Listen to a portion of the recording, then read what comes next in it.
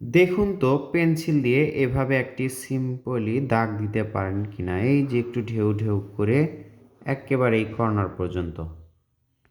এরপর কি করতে হবে দেখুন, এই যে এখান থেকে এই যে ভাঁজ করে এই দাগটা এখানে নিয়ে আসতে হবে। আবার কি করতে হবে, এখানে আরেকটা ভাঁজ করে এই দাগের সাথেই মেলাতে হবে। রাস্তার মতো লাগছে কিন্তু। এইবার মোটা পেন্সিল দিয়ে দেখুন, এইখানে ধরলাম, যেই ভাঁজ আছে সেই ভাঁজের ওপর দিয়েই দেখুন একই রকম করে দাগ দিচ্ছি আমি।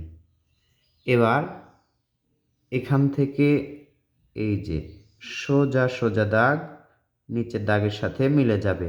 মোটা পেন্সিল দিয়ে দিলে এটা সুবিধা হবে। আস্তে আস্তেই বুঝতে পারছেন এটা কিন্তু বেড়া বা ঘিরার মতোই লাগছে দেখতে। এবার আমাদের কাজ কি, এই যে দেখুন এখান থেকে সোজা একটা দাগ এই দাগ পর্যন্ত নিয়ে আসতে হবে। এবার এই যে এখানে একটি ত্রিভুজের মতো করে এই দাগটা এদিকে নিয়ে আসব, এটার সাথে মিলে দিব। এই যে দেখুন ঘরের চালা, প্রথমে ঘরের চালা আমরা এঁকে নিচ্ছি। এবার সোজা বরাবর একটা দাগ দিব, দাগটা কিন্তু সোজা হতে হবে।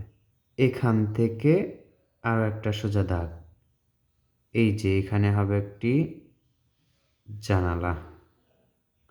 দেখেই বোঝা যাচ্ছে এটা কিন্তু টং ঘরের মতো।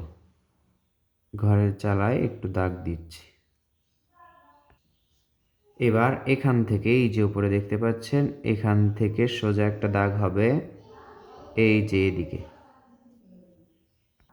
এখানে একটা ঘরের চালা হলো। এবার দেখুন এই যে দেখুন ত্রিভুজের মতো করলাম, আবার আরেকটা ঘরের চালা। এভাবে আপনারা সহজেই কয়েকটি পাহাড়ি ঘর আঁকতে পারেন। এখন এগুলোতে এভাবে একটু করে দাগ দিবেন। দাগ দেওয়ার পর ঘরের চালাতে যেরকম করে নকশা বা ডিজাইন করতে হয় আপনারা সেভাবে করবেন। এখন এখানে একটি এই যে পাহাড়, এই যে একটা পাহাড়, এই যে আরও একটা পাহাড়, তিনটি উঁচু পাহাড় আঁকলাম। পাহাড়ের নিচের থেকে দেখুন এভাবে পেন্সিল দিয়ে উপর দিকে তুলে দিলেই সুন্দর লাগবে। আবার দেখুন এখান থেকে তুলে দিচ্ছি। এভাবে আপনি তিনটাতেই করবেন। এখানে একটু গাঢ় করবেন, এটাতেও গাঢ় করবেন। এই যে দেখুন এই দাগটা একটু গাঢ় করবেন, আস্তে আস্তে আস্তে আস্তে কমে যাবে।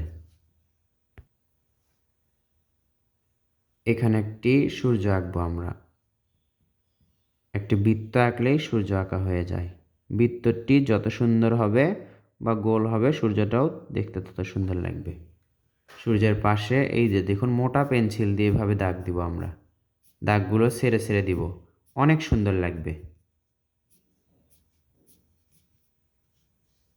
এবার এই যে নদীর পার থেকে হালকা করে দাগ দিব, যাতে করে নদীর পানিতে বোঝা যায় যে পানি আছে।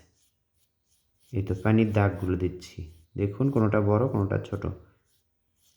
এবার এই যে রাস্তা দেখতে পাচ্ছেন, এই রাস্তা থেকে দাগটা এভাবে তুলে দিতে হবে।